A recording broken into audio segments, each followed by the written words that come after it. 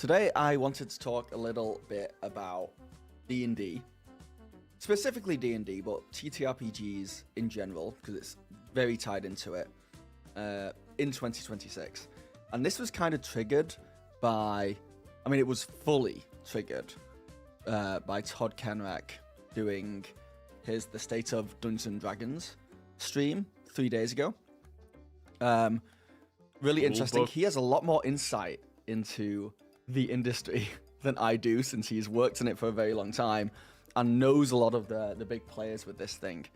And he pretty much goes on to talk about how he is optimistic about 2026, even though D&D Wizards of the Coast haven't released any kind of release schedule for the next year. That can happen, just because there was a few people up in arms saying, oh no, why is there no release schedule? So, I thought I'd give my 2 cents from the point of view of someone who is just been following the space very closely. Really only for the past 6 years. But when I was back in England, and when I was walking around Toronto game stores recently, I've noticed a huge change, a huge shift, which is when I go into game stores now, and I thought it might happen in Toronto because Toronto has like quite a good TTRPG community. But when I was back in Manchester, I walked into the game store there, same thing, D&D, very small section on the shelf, very, very small section. And then next to it, Daggerheart, same size section. And next to that, Draw Steel, same size section. And next to that, bigger section, tons of other TTRPG books.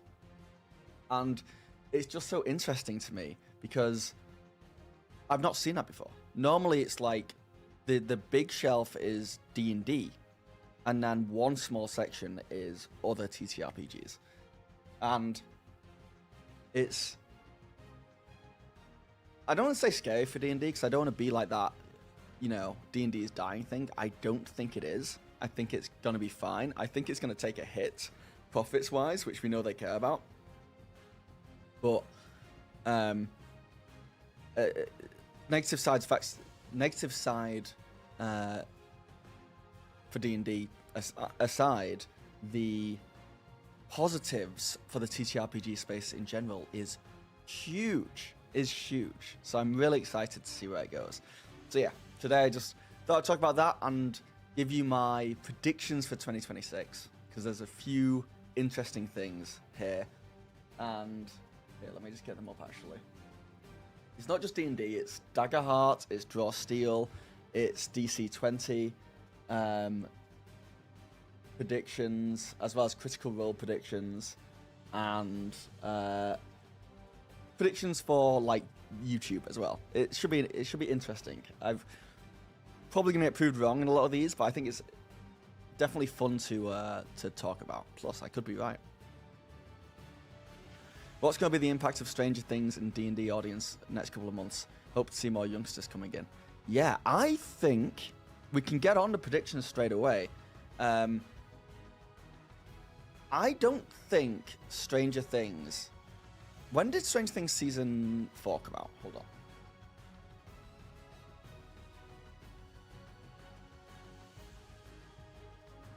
...2022. Yeah, so this is my first time... God damn, they have long breaks between seasons. This is my first time having a D&D YouTube channel when a Stranger Things season comes out, which is going to be interesting to see. I haven't noticed any bump in views for me, and other creators said that happened when first Stranger Things came out. I don't know. The Stranger Things effect might be over. Like, it might have pulled everyone it was going to pull in the first few seasons, and now it's just kind of quiet. My somewhat hot take here is that the thing that's going to bring more people into D&D now, more than anything else, is Brennan Lee Mulligan. I did a video saying how Brendan Lee Mulligan is getting more views than he's ever gotten before. And I had people commenting being like, this guy doesn't know who Brendan Lee Mulligan is because Brendan Lee Mulligan's always got views. He's always been massive. And no, 2026 is the next level for Brendan Lee Mulligan. Like, to an insane extent. He's all over everyone's YouTube feeds. He was just on a podcast with Hassan Piker and a bunch of other like massive Twitch streamers. And he just wouldn't have done that before. Joining Critical Role and now being the DM for both Dimension 20 and Critical Role has just thrown him into a whole new stratosphere of popularity. And if he's on all these podcasts, these non-D&D podcasts that are made for young people, he's going to be pulling so many new people in. So many new people in. Yeah, Brennan's going places. He's taking off. He's taking off. What's happening, Maurice?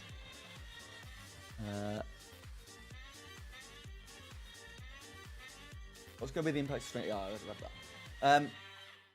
So yeah, I'm excited to see how Brennan handles the next couple of years, and I think Brennan has a way of pulling people into D&D who might not necessarily start off as D&D fans. So we'll see what happens with that.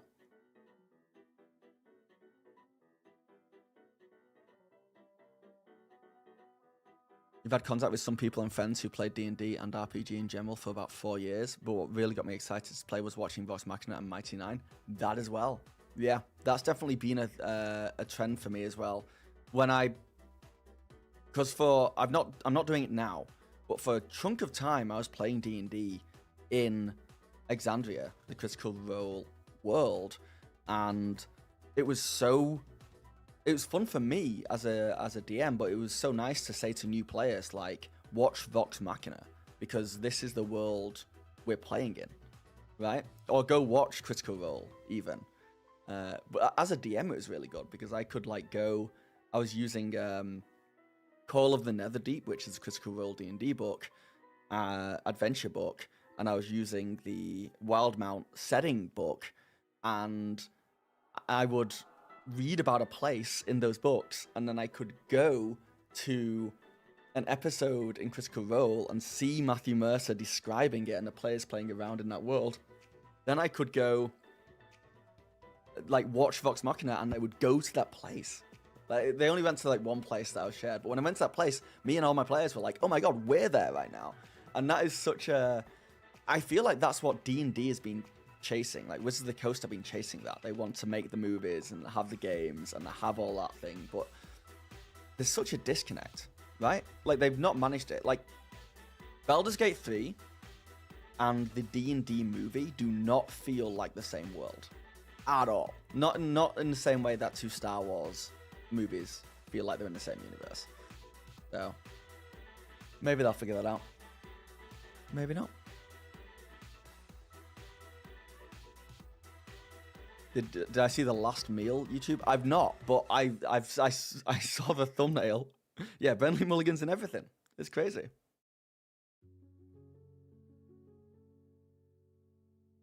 I'd not be surprised if after this Critical Role campaign, Brendan steps back for a bit. He's been doing a lot for a while now, and this new level has to be taxing. Yeah, I've heard a lot of people say that, and it probably is, but he seems fine. Like, plus I hope it's not weird to talk about, but the amount of money he must be making right now, like, it's worth it for him, and he deserves it. So let him go, let him pop off. You know, if he's fine doing it, he's fine doing it. I think you are right, though, not so much about him burning out or anything like that, because I'm sure he's fine. I'm sure he's a lot of people around him that take care of everything, so he can just do what he does best, and he won't get burnt out. But he has kids, right? He has a kid, and I think another one on the way. That's where it's a bit like, he might be tempted to, hey, I'm going to step back and spend time with my kids. And that might be his plan. He might be like, I'm going to make so much money in the next 3 years that I don't have to make any more money for the rest of my life. But we'll see.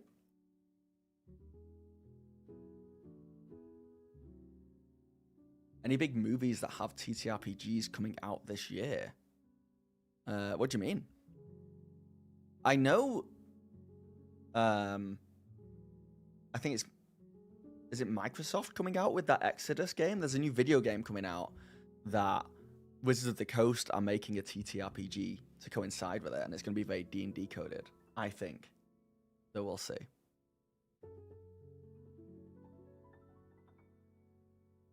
Best thing for Benham would have. Okay, let's talk about 2026, because this is borderline going into a lot of my stuff actually. So, as I was saying, Todd Kenreck, great stream, really interesting. Talking about how there's been no announcement for books coming out for 2026, but maybe, probably they're going to come out in, like, an announcement will be made in the next 2 months. It's not abnormal, it's not too weird. And Todd's optimistic, but he did bring up a good point, and that is, what is the identity of D&D right now? Like, before, I would go to the D&D YouTube channel and I would see a ton of videos, almost like weekly videos, and it would always be... One second. So annoying that my hearing aid is giving me alerts from my phone. Yeah, you'd go to the D&D YouTube channel and it would be Todd's face probably. It would be this face looking at you, and it would be Chris Perkins probably, or Jeremy Crawford, or a handful, like, few other designers or people who work there. And that was really comforting to me, because I had like faces to put to this brand, and I think it was a saving grace. I think one of the, after like all the controversies that Wizards of the Coast went through, having like a human kind of presence was really good for it, and probably made things not as bad as it could have been. And now Chris Perkins is gone, Jeremy Crawford's gone, Todd Kenreck's gone. It does feel like, I'm just like, what is... It feels more like just a corporate machine than ever before to me, which is not great. And yeah, with the competition that's coming out, with Draw Steel, with Daggerheart,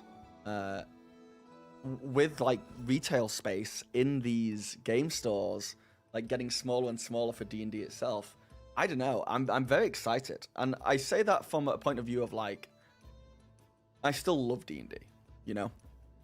I still love D&D. I still play D&D. I still intend on always playing D&D. Certainly, if it stays around its current state, because like I enjoy the system. I enjoy the 2024 version core rulebooks, but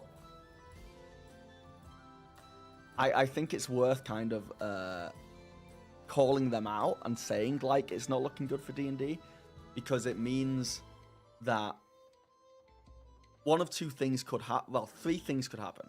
The most unlikely one, I don't think it will ever happen. Like, I would be very surprised, is that D&D somehow died. Like, if it just went kaput and went under. That's not going to happen, I don't think. It's too big. The other option is it stays exactly the same, no changes, and it slowly loses more and more market to the point where it's not the household name it used to be, right? And the third option is competition means that it's got to get better, and it's got to make better quality products, and it's got to work on its marketing, and it's got to do a lot of things right. And a phoenix out of the ashes will get like a new D&D that, I don't mean an addition, I just mean like the way it's being ran right now. I think the D&D movie is more realistic to how a D&D table is. You mean than Baldur's Gate 3? Maybe. I mean, Baldur's Gate 3 had all the mechanics in there, though.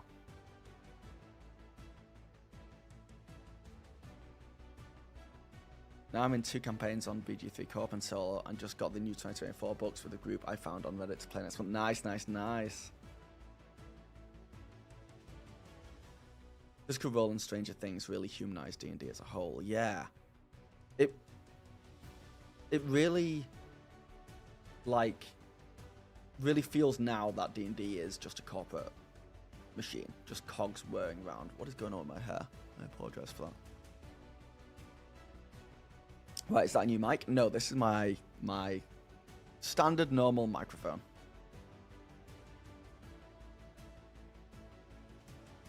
In 6 weeks is GAMA.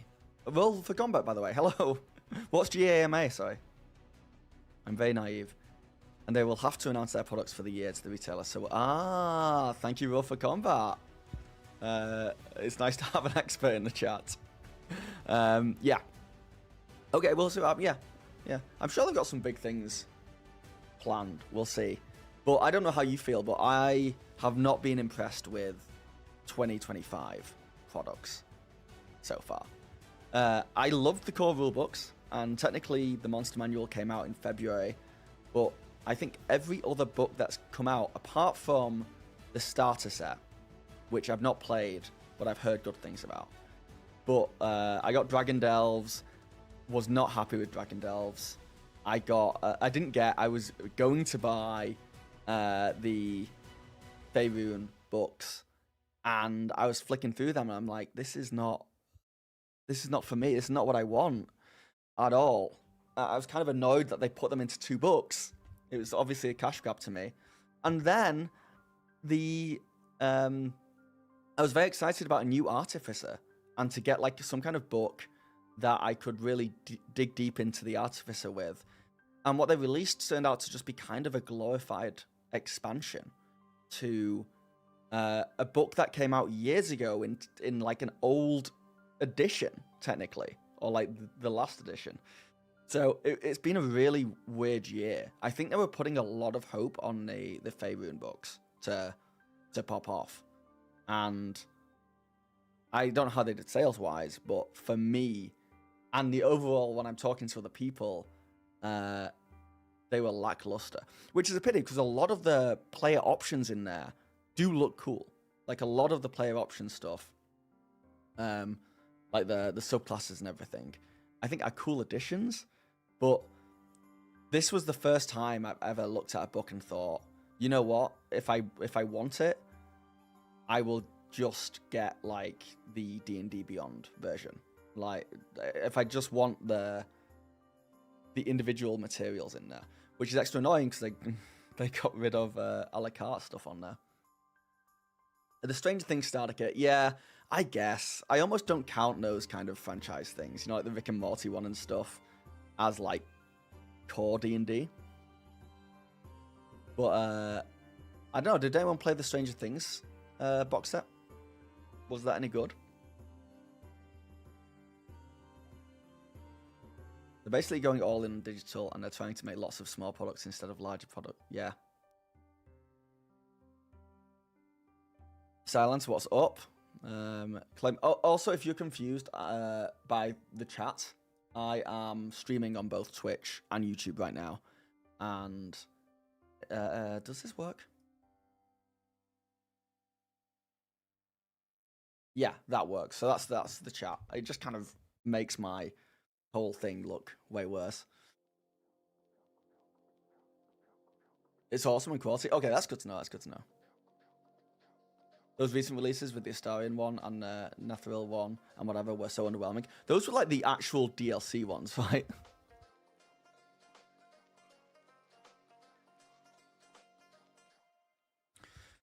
I've been also curious, since various sources claiming a back to roots then for the upcoming version, do you plan to cover review AD&D 2nd edition for historical reasons and context? Claim, I will tell you that I had an idea for a video. I just don't know if it'll do well or not. You guys can tell me if this sounds like a good YouTube video. The YouTube video is, I played every single edition of D&D, and I will go and get my hands on every edition of D&D. I will do one shots with my group of every single one and film the process to see how it's, because I've never played any other edition of D&D. I've only played 5e. So to go back but I've just not done it yet because I don't know if it'll do well, and I think it's a lot of work. Like I don't know how. I presume old editions are very different from each other, and learning like 4 editions might be a lot. What's up, AWP Gaming? Evening from Kansas City. Well, evening, William. Evening from Toronto.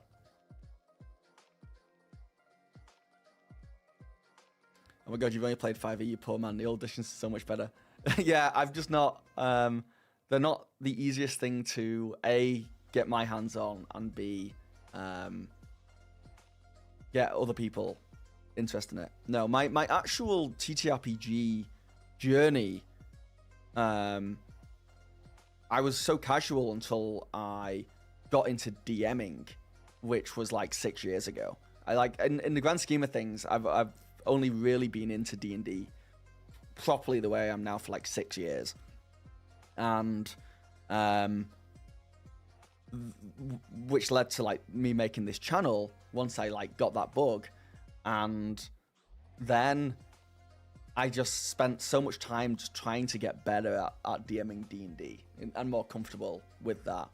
And it wasn't until I had played a few other systems and I got to the point where I was like, I've got to try other stuff. And it was like last year when I was DMing Cosmere RPG and eventually Daggerheart, which is the hole I've fallen into now.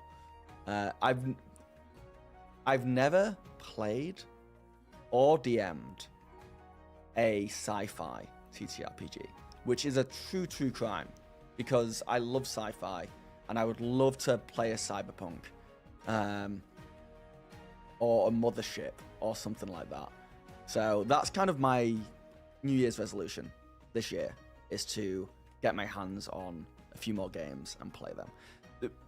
My biggest problem is just that I like running really long campaigns, and I get very excited about doing a weekly game session set in the same world with the same characters with the same story.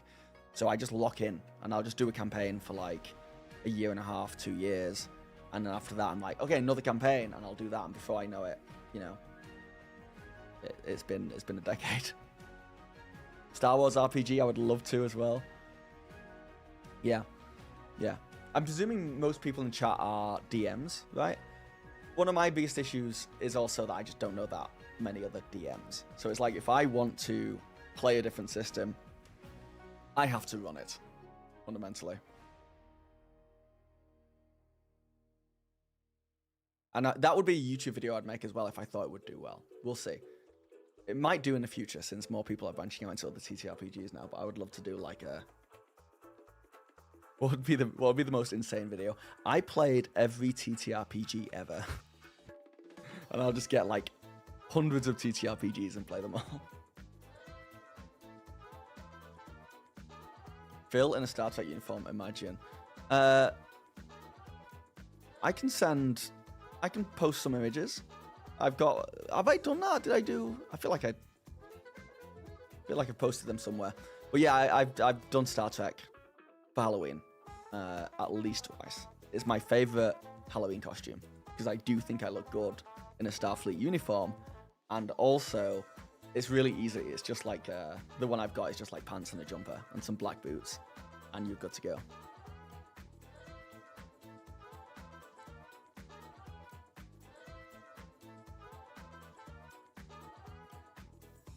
He beats Kirk and Jean-Luc Picard any day. I don't... Wait, what was... We might... So, me and my wife have been going down the rabbit hole of old sci-fi shows. And we did X-Files. We watched... This all started actually last year. We rewatched Lost. I'd seen it before. My wife had never seen it before. I was like, we should watch Lost. Watched Lost, loved it. Then we did the X-Files, and the X-Files took us a while to get through. We loved it. Like, my wife, more than anything else, loved the relationship between Mulder and Scully. We were addicted to it, but there's like 11 seasons. And then we went straight off the X-Files, and now we're watching Fringe. So we're coming up to the end of season 1 of Fringe. Once we've done that, I think we might do a Star Trek. But my favorite Star Trek is not everyone else's favorite Star Trek. So we'll see. I think we would watch my favorite Star Trek, which is Voyager. But I feel like most other people would say watch Enterprise, watch Next Generation.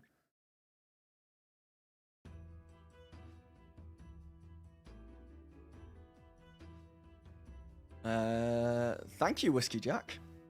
Stargate SG-1, favorite sci-fi. I love Stargate. I rewatched most of Stargate and Stargate Atlantis not too long ago, so I couldn't get into it, unfortunately. I have to get my wife to get my wife into a show, and I couldn't even get her because this is in Stargate, but I couldn't. It's not the focus as much as the shows are. A good romance, like 2 characters, will they, won't they? And Stargate had that, but it didn't explore it as much as, like, say, the X-Files does or Fringe does. So yeah, romance is good. But Star Trek has tons of romance in it. Star Trek's really good. Farscape, I tried to get her into Farscape because I love Farscape as well. It was a little bit too weird for her, and I was rewatching and I'm like, I understand. It is weird, but it's very, very good. Original Twilight Zone, I never watched. But yeah, A Town Called Eureka, Continuum. Throw the sci-fi shows at me. Yeah.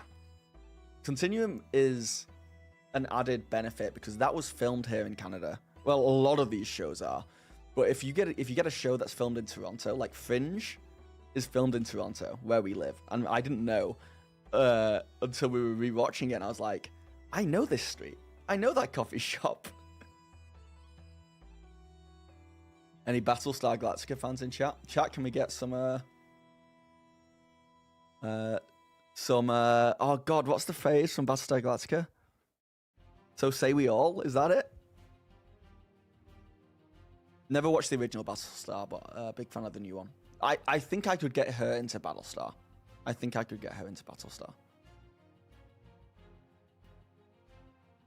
Really talked about the Expanse. Yeah, she knows about the Expanse. I worked on the Expanse, so that's one of my claim to fames. I was what's my title on there now? I think I'm assistant editor on one of the VFX sections of the credits of the Expanse, or maybe I'm IO coordinator, which is a data person. Yeah, so say we all.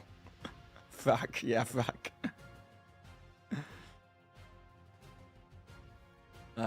Yeah, I didn't do anything of importance on there, but I definitely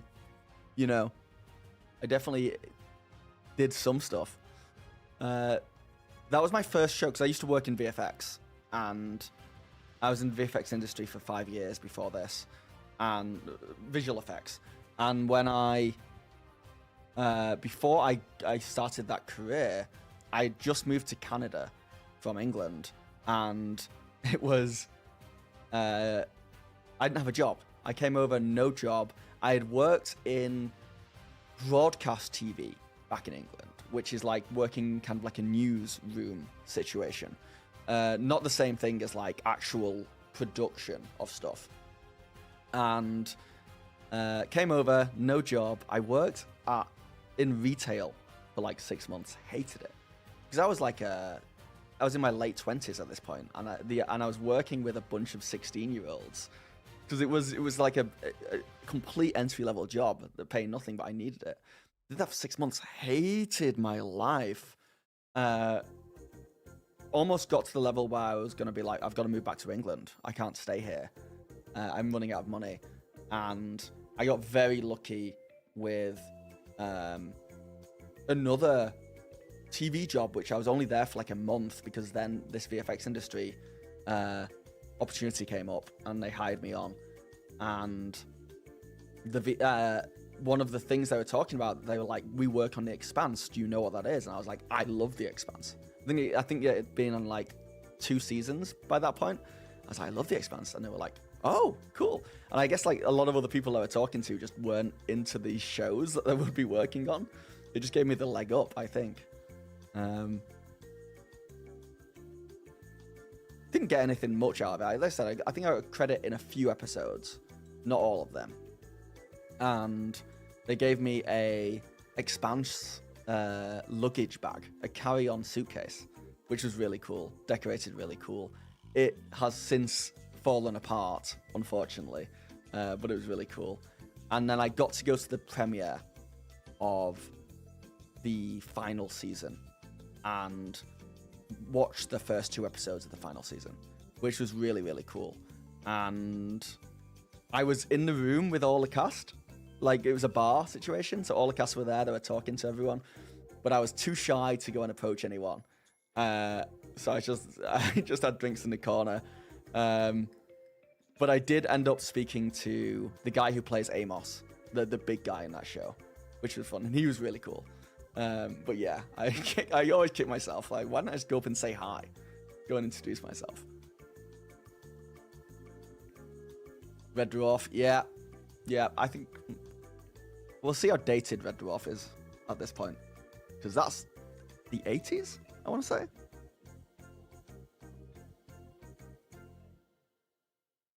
The Expanse had that whole thing with one of the actors not being like one of my favorite characters in that. The actor turned out to be not a great guy and got written out the show. You know, how dare he? How annoying. Grim was cool.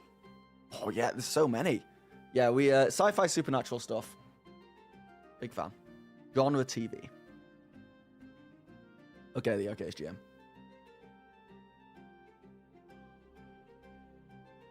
Yeah, were there tons of more books?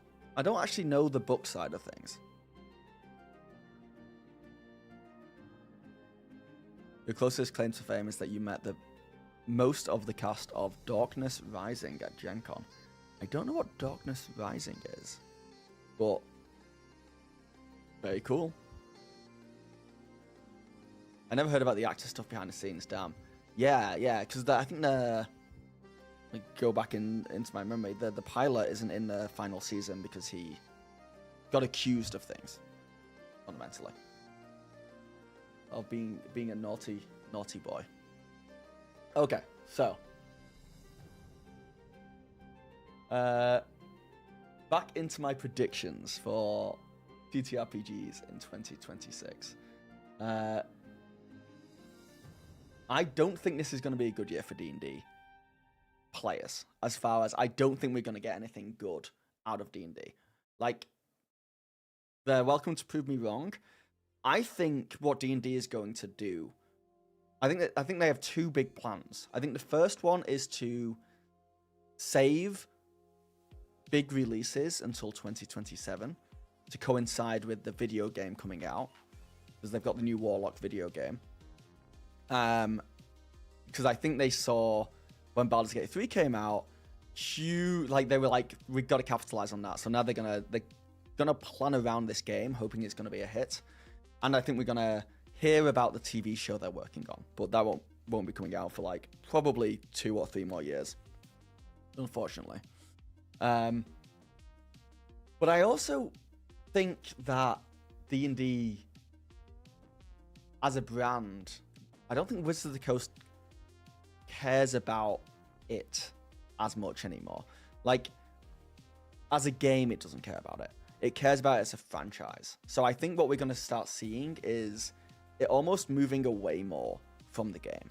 This is pure hearsay. This is purely just my gut feeling. But I think they're realizing that they just don't make any money from the game. But if they can release a good movie or a good video game or clothing or some kind of immersive experience or a Broadway show, they actually like make a lot more money from those things, like tapping into that fandom. In the same way as like Star Wars isn't about the movies that much anymore. The 3 is painful. Maurice, I'm sorry about that. Or like Pokemon is like not just, you know, the video game, it's an anime and a card game and all that stuff. I think D&D wants to be known for something else. It wants to be as famous for its TV shows or its video games or its movies. And I think they've been trying to do that for the past couple of years as well. But I think that's going to be their intention still at this point. So we'll see how that goes.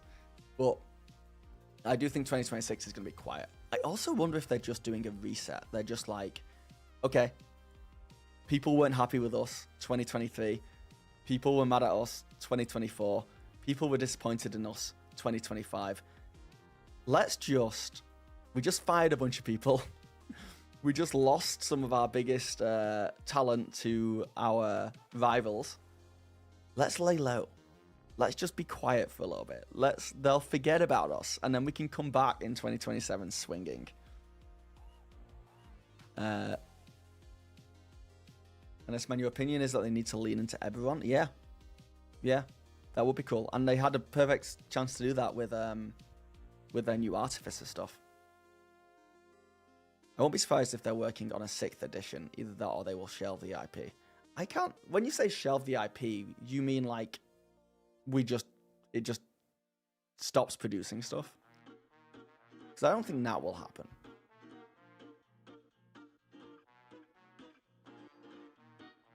But, you know, we'll see. Anything can happen. The thing is, in a weird way, the uptick in like Daggerheart and Draw Steel and other TTRPGs being successful, there is kind of an upside for D&D, and that is they kind of have to do less of the heavy lifting for the industry. Like, to get new people in, D&D had to be doing all the work. Now, if there's just more people playing these games, there might just be more people buying D&D products without Wizards of the Coast having to do as much. Like, there's somewhat of a benefit to a more successful industry overall. Not monetarily, but like the effort that they need to put in. So that's what I'm saying is they could, before, if D&D didn't keep the cogs moving, like it would have like died right down and been on life support. But now if they stop moving and just like produce the odd book, people are still gonna buy it because like literally the rising tide, right? Well, yeah, we'll see. I also do think we're gonna have some controversies this year. I do. Does anyone know what I'm gonna say now? I think D&D are gonna announce something. They're going to try and release something, and there's gonna be so much kickback that it's gonna be it's gonna be crazy. Do you know what I think they're gonna do? Did not roll a 3? Oh, yeah. But yeah, I think they're going to release an AI DM, right? Or they're going to release AI incorporated to some degree into like D&D Beyond in a way that people are not going to be happy with at all. If they don't, they're working on it.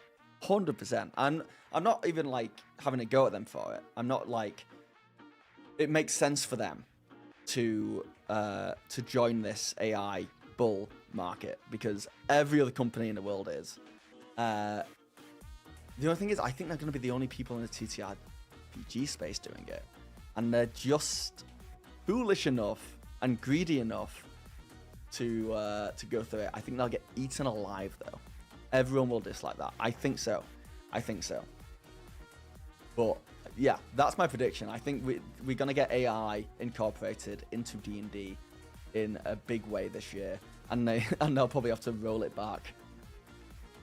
I also think we will hear about more other media. Like, we have Warlock and we have the TV show in development. I think we're gonna hear about. I think there's another game in development as well. I think we're gonna hear about more games and maybe even more spin-offs to some degree. I do think they're gonna be concentrating on that more than actual D&D books. I think we'll have less books. I do think we're only going to be getting like, how many books do we get this year? Like 5 in 2025. So I think we'd get like 3 this year, maybe. Hopefully. I say we got more this year. We got more in 2025 because they released 2. So we got like 6 or 7, right? 6 or 7 releases this year. I think we're 3 or 4 in 2026. I also think, prediction-wise, I do also think that D&D is going to do something good this year. I think it's going to do something right. I think it's going to... We're going to have the controversy. We're going to have the weird stuff. I do think it's going to announce something in the coming months that people are going to be like, that's good. That is good. Whether it's well executed or not, we'll see. But part of me I just hope... They must know what they're doing to some degree. Like, they must have someone working for them in power who, like, understands this stuff and will do something good. Raphael, what's going on? Reckon they'll Spider-Man it and just release enough to keep the IP? Oh. I think a lot of people would be very happy with that silence. That'd be so interesting. Yeah. The question is, who would they release it to? I is my kind of thought process. Like, who is clamoring for some of the IP but not all of it? But that'd be interesting. I think I would like that. Like, that's why Sony have to keep making Spider-Man films for the... Yeah. The thing is, so much of D&D is up on the common license that a lot of it is kind of just out there anyway. What I think they should do, and I really do believe this, and for people who have been around longer, let me know if they've ever done it in the past. I think D&D should release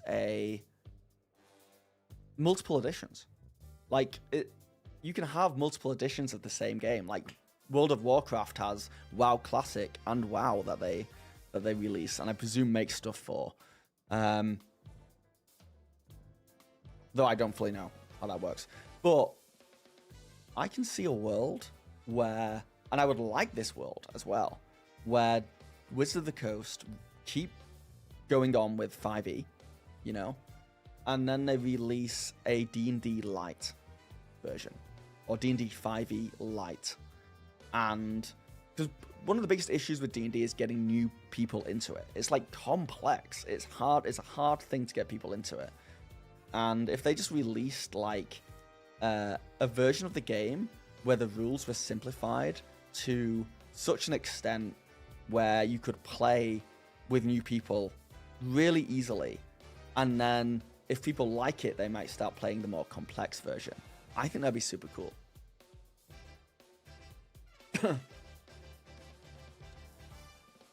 I'm okay, slowly choking. Rough Combat, you talked about this extensively on your channel. They're going to do this. They're going to this classic D&D, which is basically OSR D&D.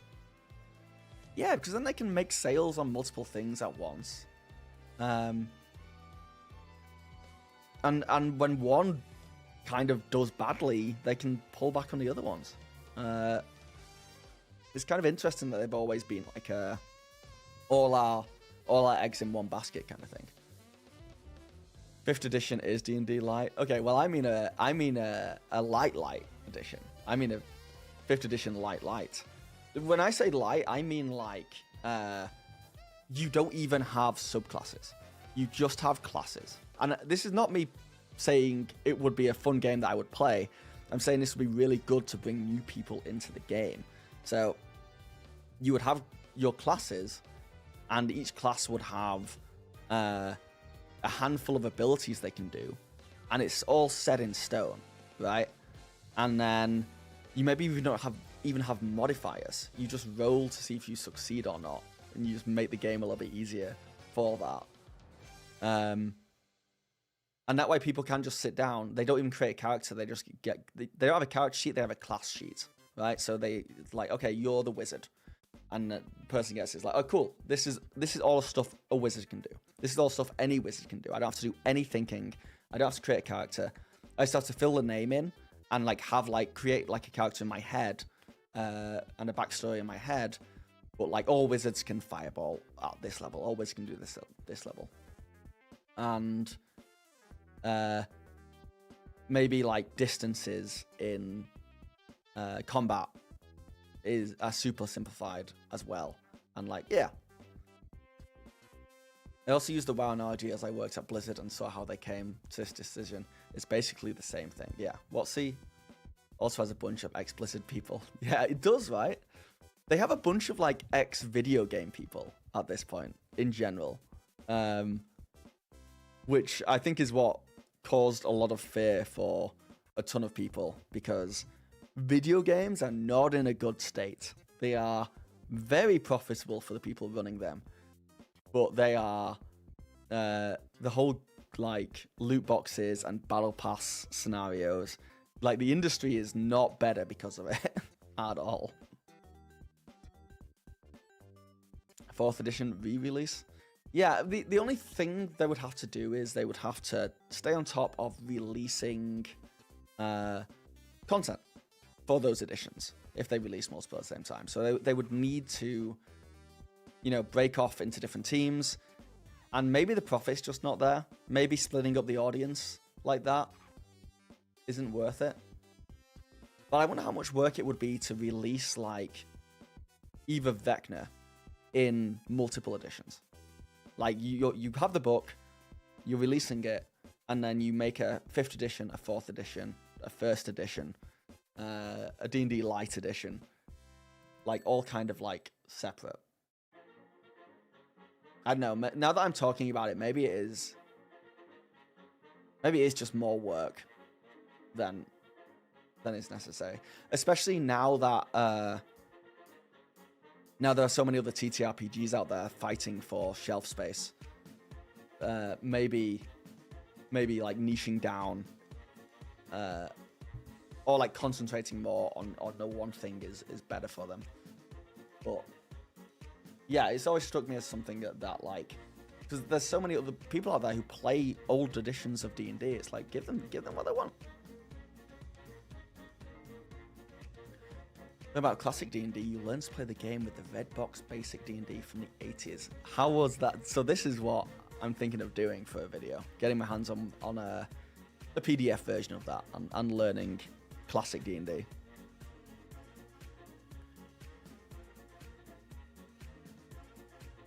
The USR crowd is also hostile to WotC. Yeah, you're right. You're right there. You say that, but a clear set marks D&D for beginners. Oh, to be clear, I think they should make a D&D light version. I do think that. Because that's not... Like, they just... I've not thought about it enough, but I do think that when I sit down with new players, if I can play a version that is so simple that the players just understand, oh, I roll, outcome happens... This is roughly how combat works.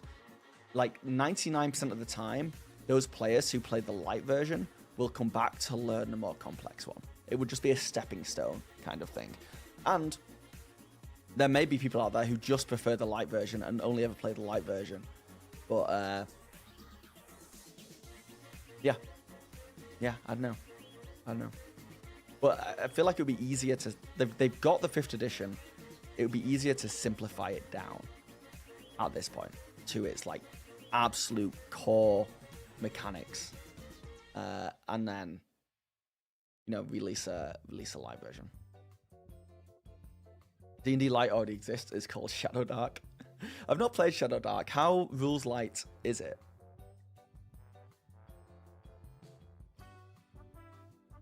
Robin, thank you for the resubscription with Prime. You've been subscribed for 2 months. Thank you very much. Yeah, if anyone wants to give me any Jeff Bezos money, head over to Twitch and give me a free Prime sub. No one loses. No one loses. It's a win for everyone except Bezos. And he's probably okay. Shadow Dark is very rules light, but it uses all the core rules of 5e. Oh, I need to try it. I've heard really good things about Shadow Dark, so Shadow Dark is definitely rules light D&D, yeah. Because Daggerheart, because people, when they talk to me about Daggerheart and they've never played Daggerheart, they are like, oh, it's rules light, right? And I'm DMing Daggerheart, I'm like, it's not rules light. It is lighter than D&D, but I would not throw it in, like, you couldn't just get, like, a PDF, like a one-page PDF of rules and be happy with it. There's a lot to Daggerheart. I mean, it's a big core rule book, right? So, but part of that may be just the shift in understanding exactly how it works, I guess. But, yeah. You're in Daggerheart now. Shadow Dark is definitely much lighter. Right. The 18 is solid. Cool cylinder. That's very, very good. No 20s today, though. So, you guys are slacking.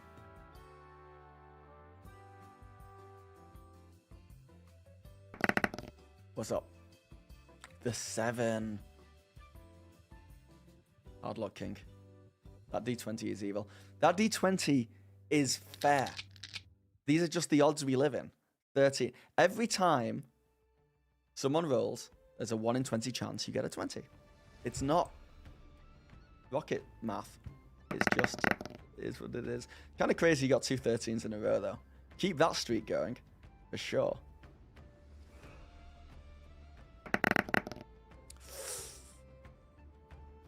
Maybe I did rig it. I don't remember rigging it. It does seem like something I might do, though, to mess with you guys, but these are low. This is always rolled low. Will Wheaton, that you? Do I have my games recorded? When I actually play? No. I wanted to. I want to record me playing a game, not for anyone, but just to see how I look when I do it, because I have no idea. What if I record my game? Yes! That's a nat 20. Well done, Ringtail. Solid stuff.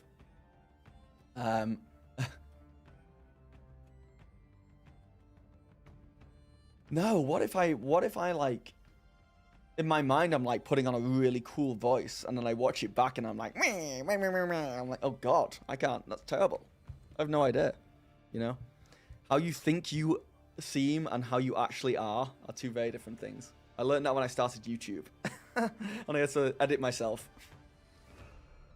Hype train started. How do we do that? Thank you for the hype train. Thank you. Alright. Back to my predictions. Good mics are half the battle. Yeah. My hair once out of this stream felt him. Dude, I honestly looked in the mirror earlier and thought, this looks good today, and now look at it. What's it doing? It's because I keep touching it. Why do I keep touching it? I should just leave it. I don't change my voice tone and speech pattern. That's kind of what I'm scared of the most, William, actually. When I play D&D, I think I'm putting on voices and stuff. But what if I rewatch it and it's so subtle? That's why I would do it, to learn. Like, kind of learn.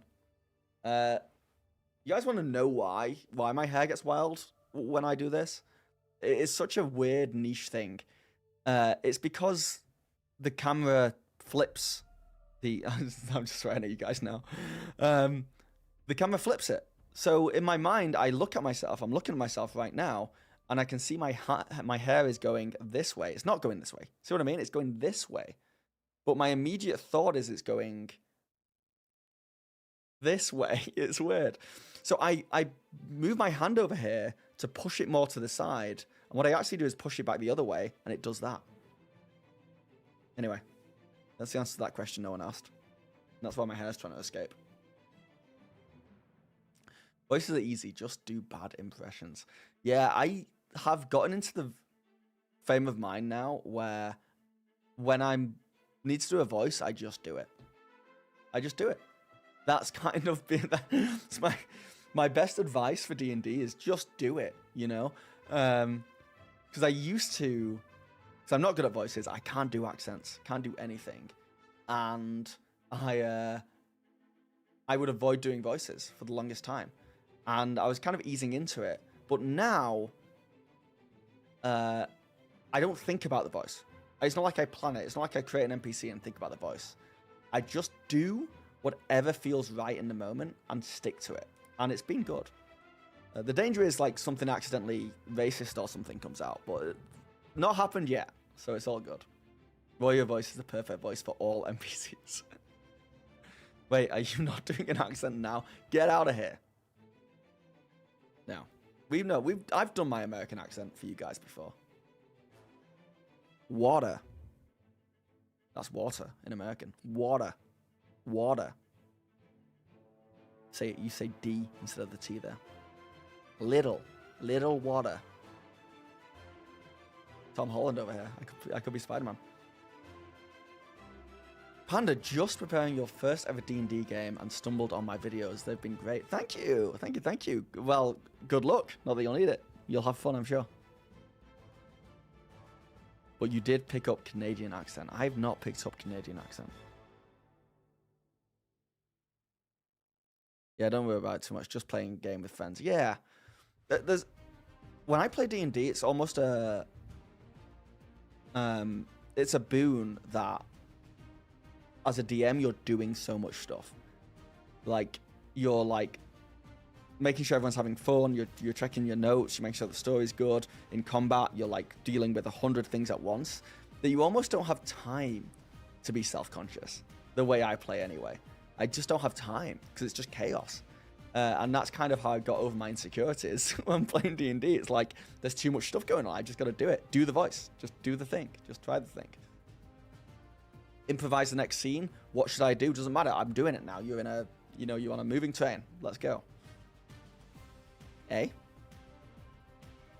gotta go. Wanted to say, learning and running Daggerheart game for the first time on Monday. Your video. Thank you, Vaguely. Thank you.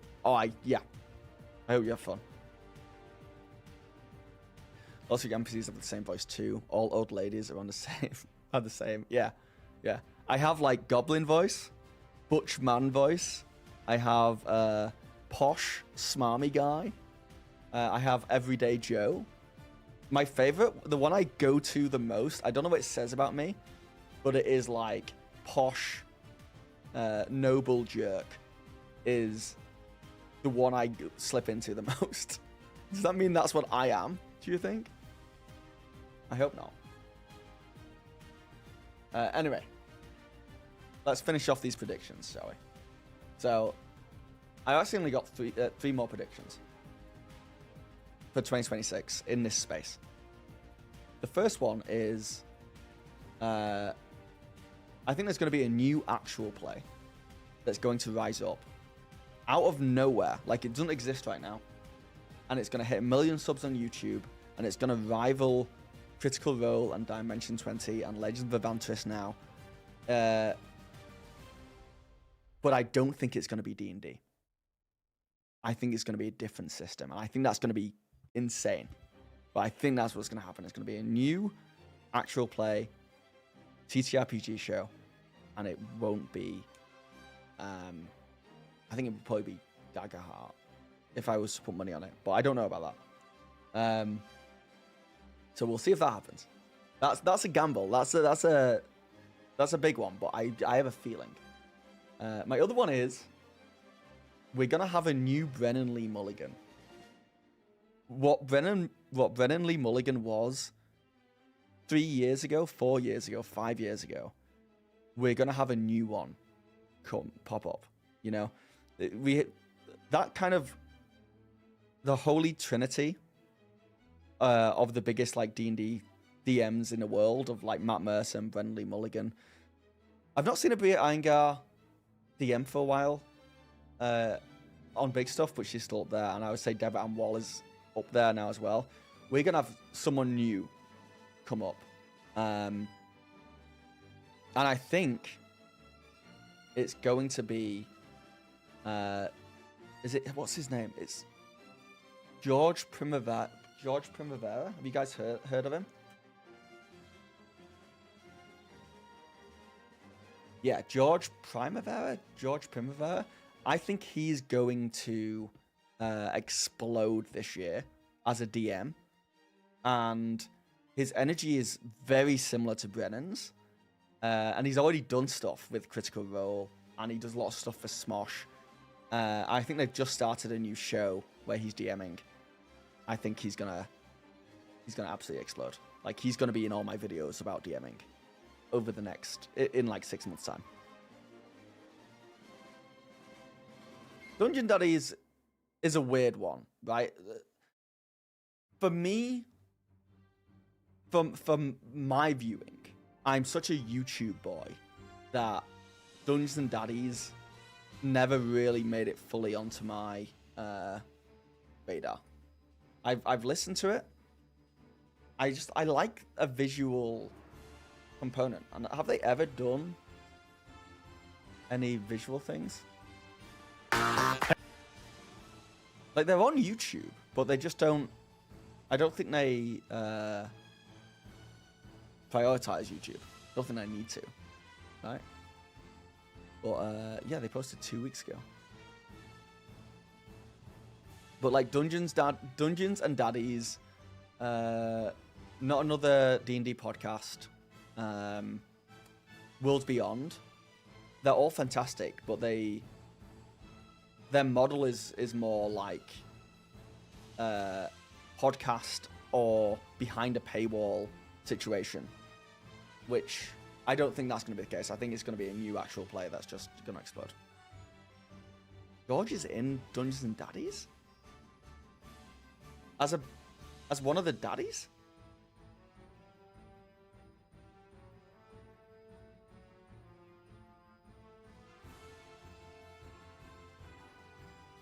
Can I show him on screen? Yeah, I'll get him up. Let me go to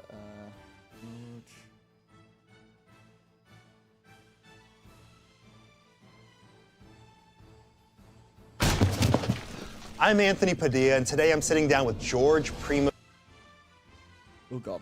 the legendary game master. He's known for hosting tabletop art. This is George. This guy. And in fact, let me get this up for a second. Oop.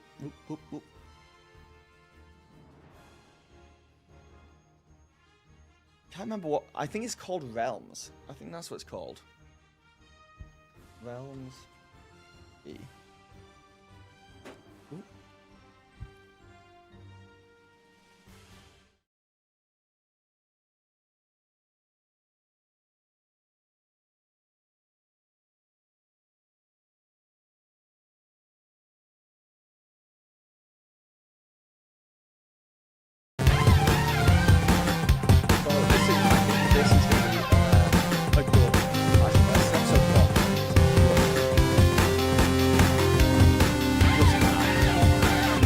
First, let's meet our amazing player cast, starting and just going around in a big line. Joey, would you start? Hi, everyone. Jeff, human of mind. Hi, of Forest. So, we're very. Yeah! We all love Chelsea. We're very If excited Chelsea for dies, I walk. It's over. So, a quick thing about all of us around the table today. We are of all varying skill levels. I myself have been DMing for over a decade. Over 1,000 games of the old D&D under my belt. Wow. I know it's too much. It's amazing. It's a lot. It's way too much. But we also have some new, fresh players. Daniel the DM.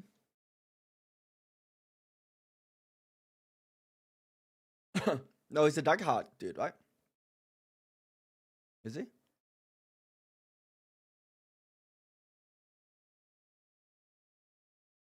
Oh no, it's just kind of a bunch of TTRPGs. I've seen his Daggerheart stuff.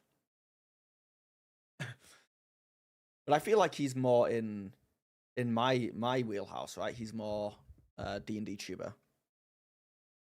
But yeah, who knows?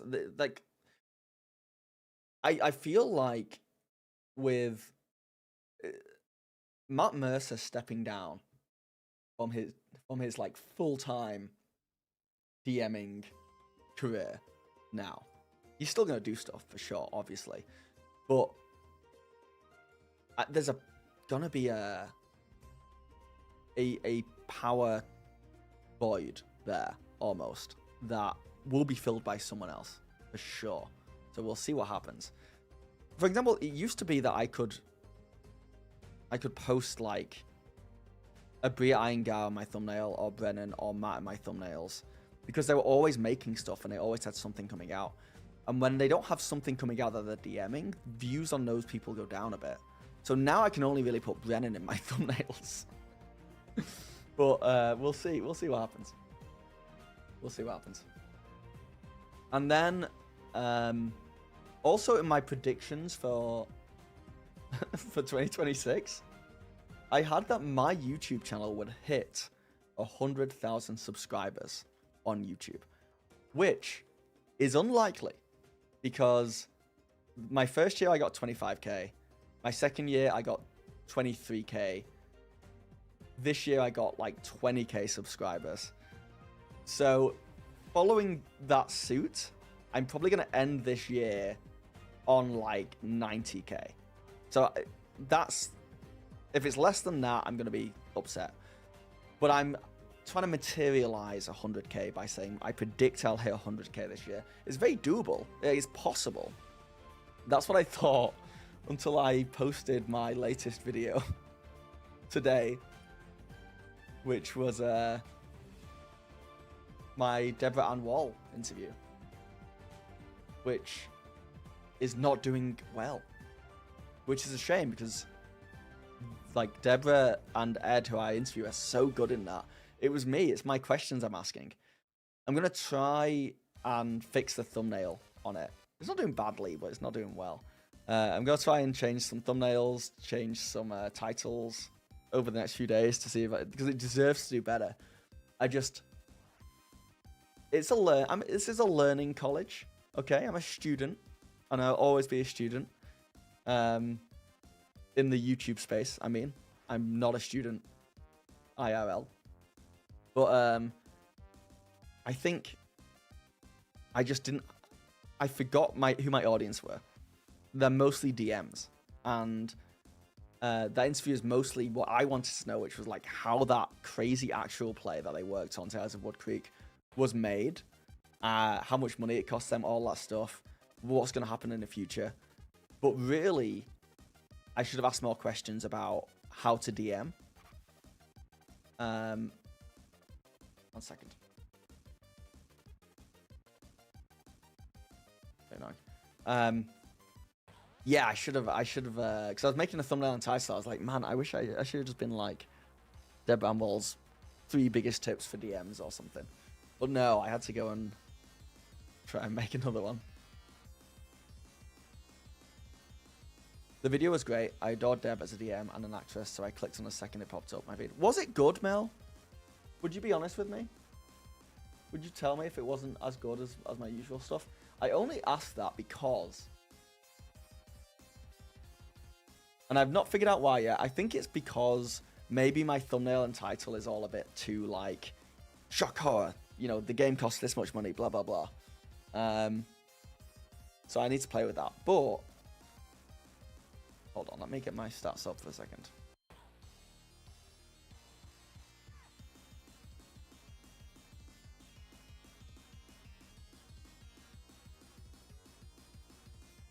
It is more disliked than potentially any video I've put out for a long time.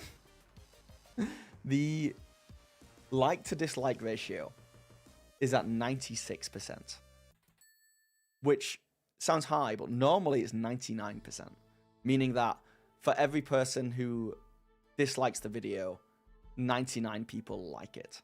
This is 96%. So, like, I guess it's still a small amount, but it's still, people are hitting the dislike button. So, I don't know. I'll investigate and play around with it. Yes, you seem more comfortable interviewing people too. Thank you. Thank you. When I was asking like how much it cost, I was like you can see me get a bit nervous as I'm asking those questions. But they were really cool. They were really fun to talk to. So it didn't feel like an interview, you know?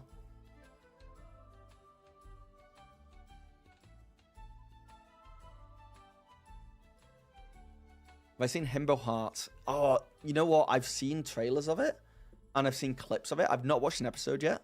It looks good though. It looks very, very good. I'll be honest, but I prefer a lot of lower production value actual play channels. I think they do a better job within a lot of aspects. Do you have any favorites, Zarian?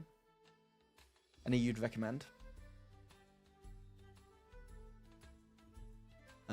Humble, last year your best performing video had 8k views and plus 600 likes, but it only gained 163 subs. Dude, I don't know what's in the air, but my views have been pretty steady over the past 3 years. They've been slightly, I don't mind. Money's gone up. I've earned more every year, which is nice, you know, but only a little bit. But subscribers have fallen off a cliff. It's like I got everyone on YouTube who likes my stuff. They've already subscribed. So I think I used to, at one point at my height, I would get like 2,000 subscribers a month. Now I get like 500. It's absolutely crazy, the difference. But also subscriptions don't do anything either. Like, it doesn't really change anything. I just want to get 100k so I can get a plaque and put it on my wall over there. Then I just wouldn't care about subscribers ever anymore. I do think I ask for subscriptions less, so maybe that's it. But yeah. You generally thought it was fascinating to learn about the behind the scenes of a project like that. Learning the budget and the struggles was cool, but I'm also a film TV nerd. Yeah, that was my thing as well. I have a background in film and TV. I went to university to study film and TV production. So this was like an intersection of all that stuff. Maurice, thank you for giving out a community sub. Who'd it go to? Rawthex. Thank you, Maurice. It's only 2 hours old. There's that as well, King. You are right. That is... You're 100% right. I'm in my own head. Because it's a long video as well. It's like 45 minutes long. I was looking at it after 30 minutes and being like, this is bad. Like, people haven't even finished watching it yet. So maybe you're right. Maybe, you know, relax a little bit. The click-through rate is a bit low, though. So I do think I need to experiment with the thumbnail.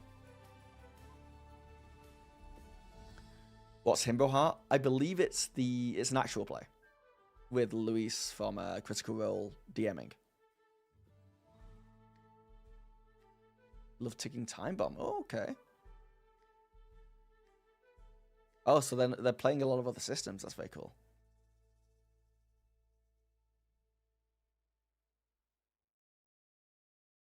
I remember reading somewhere Mr. Beast thinks the algorithm has changed. His videos aren't hitting 100 million anymore, which I know is crazy, but when you look at his videos, you can see a drop. Is that true?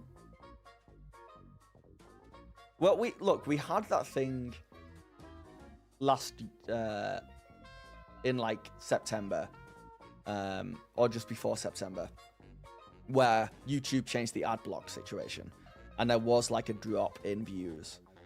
But I don't know. It's interesting to talk about, but I have like a friend who is also a YouTuber, and we'll talk about this stuff all the time, but you don't get anywhere with it. Like, you can theorize that the algorithm's changed, or that like the audience has changed, or that for me, like maybe D&D just isn't getting the views it used to get for whatever reason. You can look into that, but it doesn't change anything. It's really about like figuring out the path forward, you know, or what in a way that you enjoy doing. So for me, if we're talking about content creation, this year I want to make more shorts. But every time I have tried making shorts, I feel like my long form videos suffer. Same with when I stream. I'm streaming to YouTube now. We'll see how this goes. Also, yeah, let me know if the stream is like stable and good on YouTube and Twitch, depending which one you're on. Because I've had issues in the past multi-streaming to both. Only just joined the stream after watching the interview. Dropped it a like, thank you, Major. We can fight those dislikers. So apologies if this has already been asked. But are you planning to watch the Viva La Dirt League Daggerheart AP? Is it? This is information I should know, but I do not. I've been on holiday mode. Is it being released on YouTube? Or is it on Beacon / their own streaming service? If I can get my hands on it, I'm 100% watching it. 100%. If it's on YouTube, I'm watching it. They look so funny. It looks so funny. The main group is called, like, the Dicks. the heroes in that game are the Dicks. Beacon only. Kind of annoying. Also, hey, Dantastic. I'm stable on YouTube. I'm stable. I'm stable, boys. I love shorts that loop like the one you did. Oh, yeah, you watched that one? Yeah, it was fun to make. Shorts are just not... I don't like making shorts because I don't love watching shorts. You know? You know what I mean? Like, sometimes I see a short that's really, really good that someone else has made. And I look at it and I'm like, the effort that went into making this short is so high. And I would rather put that effort into a long form video. It's just me though. But you got to do what you got to do for the algorithm. So yeah, more shorts, more streams, less videos. I think that is kind of my plan for 2026 on the main channel. I want to keep putting a Daggerheart content out on the Daggerheart channel. But this on the main channel, I want to take a step back and make more quality videos. And when I feel the need to pump out slop, which I do, because I enjoy making a video quickly. I enjoy the process of write, film, edit, get it out in like 2 or 3 days. When I have that urge to make something quick, I shouldn't call it slop, but when I want to make something quick, I want to instead try and make a short or make it for the Daggerheart channel. We'll see if I stick to that, because man, some of the most profitable videos I've made have been slop videos. Not profitable as in they've made me the most money, but for the time, for the return on investment of my time and effort, they've made the most money. And so YouTube sometimes tells me that, like, and then I'll spend like a month on a video and it'll flop. So it's like, do I really want to? Here's what it is. I'm close though, guys. I am close. I'm close to earning a wage that I am happy to have living in Toronto. I'm close. I'm like, as soon as I get to that point, as soon as I can pay like rent and put food on my table, which I can do now, but I can't afford anything else. So as soon as I can rent, food on table, and also have a little bit of money to play with, I'm just gonna make what I want to make, no problem. But until that point, I do have to sometimes put out some slop, you know. Would you go into other TTRPGs on the second channel? Yeah, sometimes I think that maybe I messed up making that a Daggerheart only channel, because sometimes I do want to talk about other stuff, and I think this channel, bonus reaction, actually has more of a reputation of talking about other TTRPGs. Like, I've done videos on Daggerheart and Cosmic RPG and other TTRPGs on this channel that maybe I'll just like, rather, I kind of want to keep the Daggerheart channel because it's honestly an investment / a gamble. I personally think that Daggerheart is going to keep exploding every release. I think 2020, talk about predictions for 2026. I think 2026 Daggerheart is going to be really good. I think we're going to get a second season of Age of Umbra. I think we're going to get a bunch more actual players from other people. We're going to get the Hope and Fear book, which is going to be huge. We're going to get a bunch of new announcements and adventures and things like that coming out. And the gamble is that as all that happens, I think that Daggerheart channel is going to explode with it. Each time Daggerheart does a little mini explosion, that'll explode. So that's kind of like my faith. I've got such faith in Daggerheart, and I love the system, that I'm like, if I build this channel, then and keep it Daggerheart, it could be like an OG thing. You know, like there are people out there who have D&D channels from 15 years ago that has just slowly compounded, and now they're huge. That's kind of what I want to do with that channel. That's my gambling business mind anyway. I also just love making Daggerheart content. But I think if I was going to make content about another system, let's say Draw Steel or DC20, I would probably just put it on this main channel and make this main channel less D&D and more TTRPG-esque.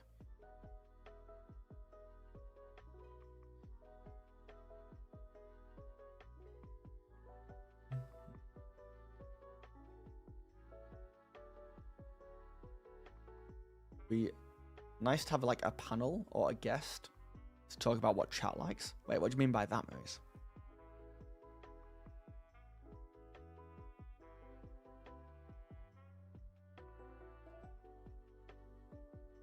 I like to think Matt Mercer is a player because he's doing a full-on lore book for Daggerheart and doesn't have time, so that's why he's playing.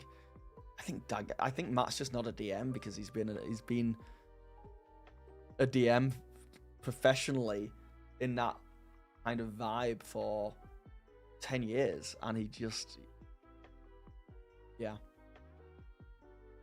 I think we're going to still see a lot of Matt DMing this year. Like, when you think about how often Brennan Lee Mulligan DMs on his main channel on Dimension 20, he releases like 12 episodes, and each episode's like an hour and a half long, and then there's a big gap.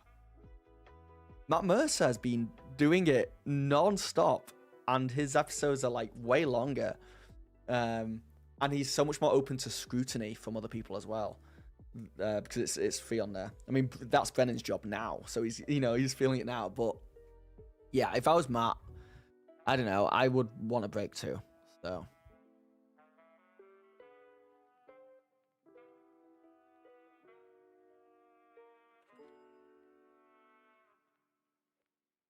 Oh wait, what was that? I know George Primavera has a Daggerheart game in the works, probably for Hero Club, but possibly for Critical Role or Smosh, which I'm hyped for. When did he say that? He's mentioned it in his passing on his podcast. Oh, I would love to get him on for an interview. I would love to talk to George. The next Brennan Lee Mulligan. We'll see. I think I sent him a message on Instagram or something asking, hey, you want to come on? And nothing. Betting on a few third-party campaign announcements for Daggerheart this year is definitely going to explode. I think so. I think if I was a betting man, I'm putting a lot of my time and effort and money behind Daggerheart, hoping it pays off back towards me.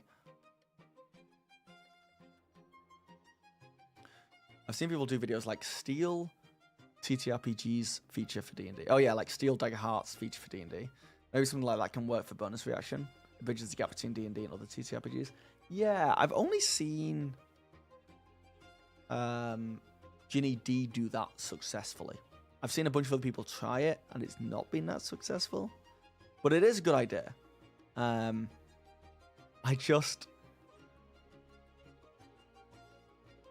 got so many comments when I talked about D&D on that channel that people would. There are people out there who just do not like Daggerheart on a principle. I don't know what the principle is, but they just dislike it. It's really funny because last year, before Daggerheart came out, I had comments on all my D&D videos being like, you shouldn't play D&D, it's a bad game. You should play other games. Try other games. And then Daggerheart comes out and I start talking about Daggerheart and they're all like, I subscribed for a D&D channel. This isn't that. I'm unsubscribing. I'm like, there's no... How is the community so divided? How did that happen? How are we so, like, all over the shop? It's crazy.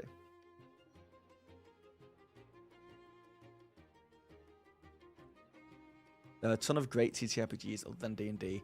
TTRPGs are the only gaming hobby where people refuse to try multiple games. Imagine if video games were that way. I don't know if it's the same. I don't actually know because I'm not in these hobbies, but I presume card games are the same.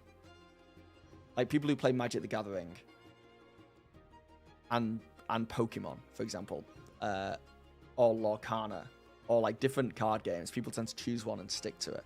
It also does happen in video games. For example, but it's genres of video games. I feel like I know people who love League of Legends, but won't touch Heroes of the Storm or is it Dota?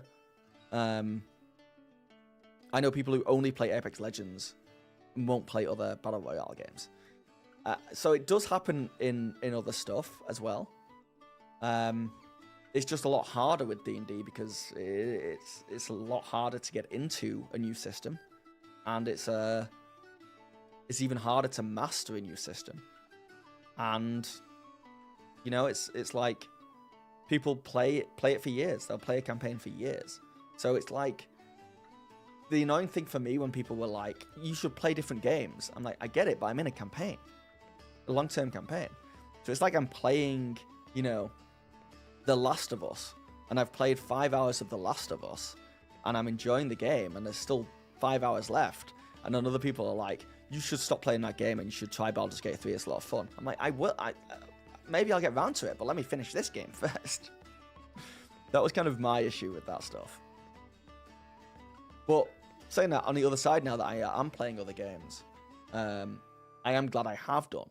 I just never would ever begrudge anyone for not doing it. Like, just do what is bringing you fun, right? If you're playing D&D and you're having a ton of fun, keep having fun, you know? It's when people complain about it. That's when I have seen that dialogue. I've probably been part of it sometimes where it's like, oh, I hate this game. It's like, you want to try a different game? It's like, no, I don't want to try a different game. Like, okay, well, continue to hate that game then. But yes, Geek and Nomicon, I agree. Third-party campaign announcements, big ones for sure. I hope so.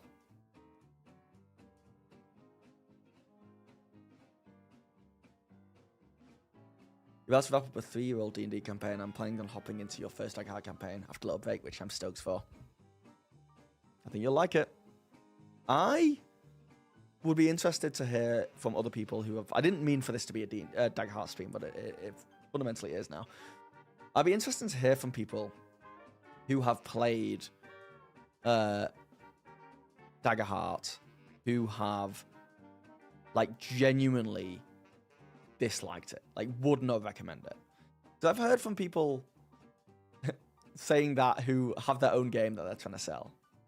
And I've heard from people who have just been like, I played it, but I don't like the combat.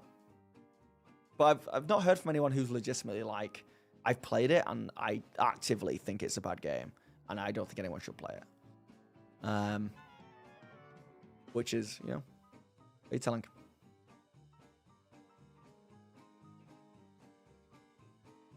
I've seen people say they don't even consider something a TTRPG if it doesn't employ the standard dice set. Look, the D&D space is full of neuro-spicy people, like myself. Because Deborah Ann Wall, in that interview I had with Deborah Ann Wall, can I just say how cool it was to talk to her, by the way? We said earlier how big I am into genre TV. I remember watching, holy, the ADHDM. $5, thank you. I played Daggerheart and I've suffered a terrible curse since that day. That's what around me and animals turn and run. That sounds like a cool thing. That sounds awesome. How's it going, man? Anyway, did the interview with Dan Bramwell. I watched True Blood and I watched Daredevil. And I'm a big fan. So, in a weird way, getting to interview her was like... Look, getting to interview Matt Mercer was like the biggest deal for me. For many reasons. I was a huge fan. And it was like this idea that my channel was like... Here, my channel is a real thing at this point. The work I put into YouTube is a genuine thing. I got to interview Matthew Mercer. But Deborah Ann Wall is the first person where... I have a friend who doesn't know anything about D&D, doesn't know who Matt Mercer is, but he watches Daredevil, and he's like, "That's so cool that you got to interview her." So I don't know, it's kind of a milestone for me.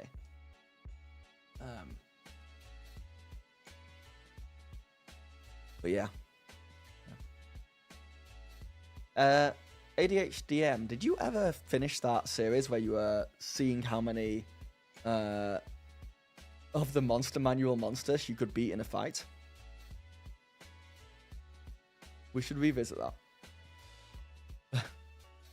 I really want to do a PvP Twitch or like YouTube live stream thing where it's like a bro versus bro. Like I invite other creators on. We take a monster from the monster manual from a CR. We can choose any monster from that CR, from that challenge rating, and we fight each other as the monsters and see who wins. I think it'd be so fun. I don't know if it would work, but I think it'd be fun to try.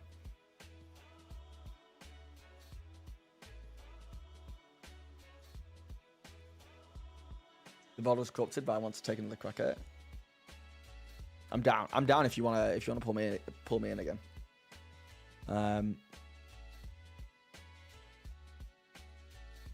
Doesn't XP's level 3 have a series on that? Does he? Looking at you, ADHDM. He says editor. I can still do it. I can do a different one.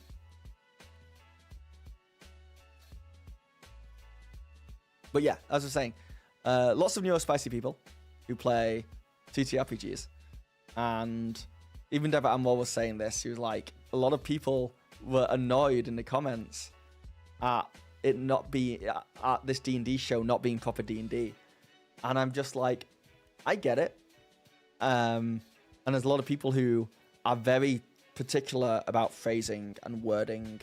And it's important for them to get right. But for me, I'm just like, yeah, but if the core principle of D&D is there, if it's using the mechanics in some way, in my mind, it's still D&D, you know?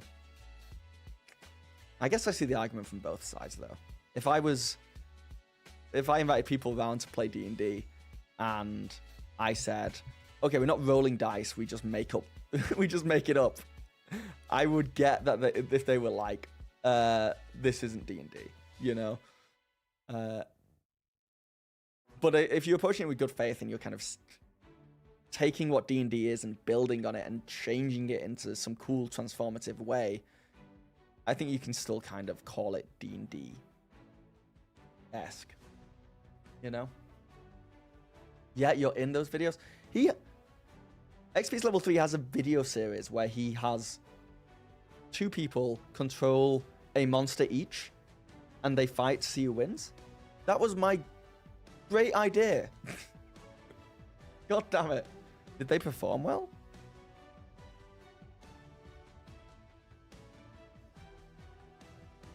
Let me tell you, finding out that Vecna stat blocks get slammed by a 2024 Lich. I saw the thumbnail for that, I think. We did Strahd versus Jarlax and then Vecna versus Ariel. Okay. No, mine's different now. My idea is so different. My idea is like completely the opposite. My idea is we start at CR 1/4 ADHDM. You choose whatever monster you want from there. Like, you would choose like a house cat, right? And I would choose a commoner, and then we would see who wins. We would see who wins. Do I have my monster manual here?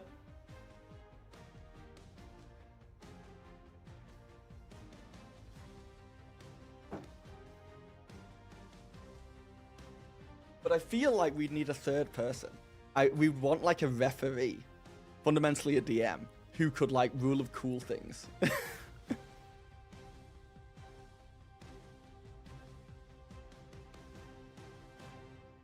Swarm of rats versus cowards in a docket. Okay, well, god damn it. God damn it. XP to level 3. Does he not care about the little guy? House cat wins. Alright, CR. Yeah, we work our way up. CR, starting at CR 0. So I would be an awakened shrub. And you could choose anything. Anything. You could be a piranha. You could be a seahorse. You could be a weasel. But I think it would get interested. You know, when you get to like CR4 and you have to choose. There's like a tactic in there. It's fundamentally Pokemon. It's Pokemon. But this. Tell him back up CRs on stream. Yeah. Alright, well. I think it'd be fun.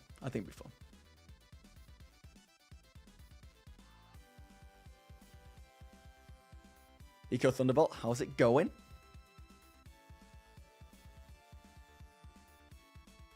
And the only reason I was choosing like to do it with monsters and not actual builds is just building a character is like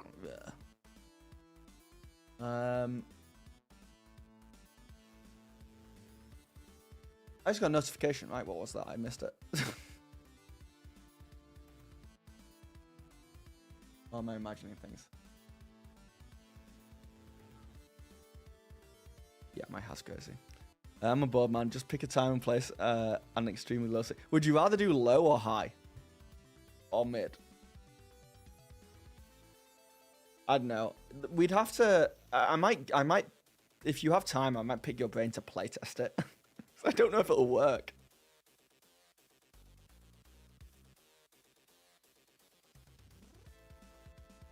But yeah, it would fundamentally be top trumps.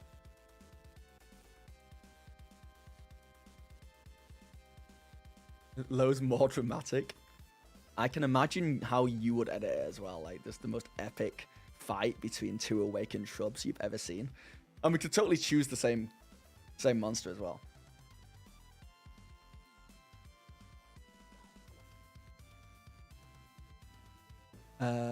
Do I personally run both Daggerheart and D&D for your players right now? Right now, I have a weekly Daggerheart game, and I try to do the odd one-shot of D&D where I can. But I haven't done it for a while. So, I'm definitely more a Daggerheart guy right now.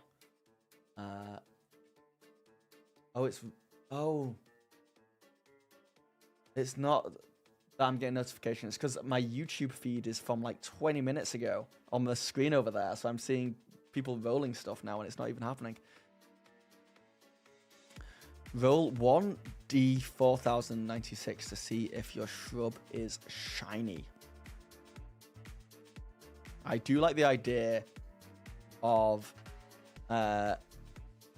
if you win, you get to keep the card. But yeah.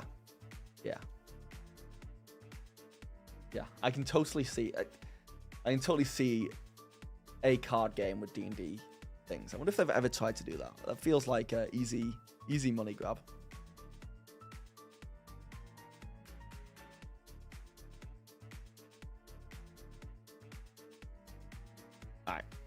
All right, guys. That's it. I think I'm done. Does anyone has anything? Any issues or anything they want to talk about? Or you can forever hold your peace. And I will jump off stream and go get some food. That's pretty solid. And that's a pretty solid end there. Solid 19. Yes, one thing super important. Okay. So where Silence just leaves. Have I talked about Hope and Fear? I believe I have on my Daggerheart channel. You just reminded me. I have not pre-ordered it. I know. What a fake Daggerheart fan. I've not pre-ordered it. I need to pre-order it. I'm hoping Downton Press just like see my videos, like notice me senpai, and make sure I get one. But I don't know. I don't think they will. Remember to like and subscribe. Thank you, Silence. Yes.